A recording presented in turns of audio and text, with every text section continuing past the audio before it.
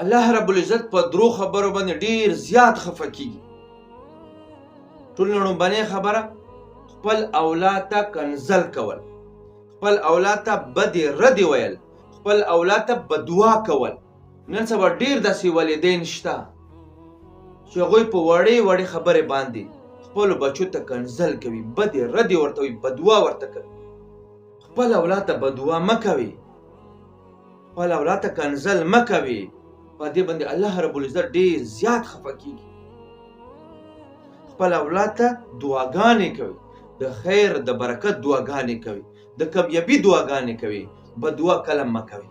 دویمه خبره چې کله مسلمان بل مسلمان دپاره په زړه کې حسد ساتي، کینه ساتي. الله دې موږ معاف کړي.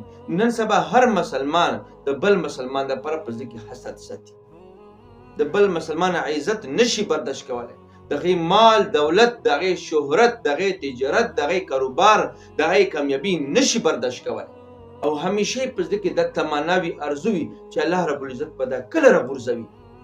نو په دې باندې الله پاک ډیر زیات خفه کیږي. دریمه خبره چې کله څوک مونځ وکړي او منځنه بد دعا نه کوي، فورا پسې په دې باندې الله رب العزت ډیر زیات خفه کیږي. او نن سبا دا عادت ډیر عام شوی دی چې څوک مونځ وکړي دعا نه کوي. نو دا د تکبر علامت دی.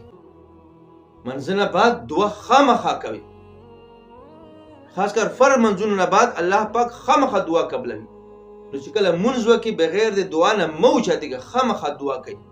چې څوک دعا نه کوي الله پاک هغې نه خفه کیږي.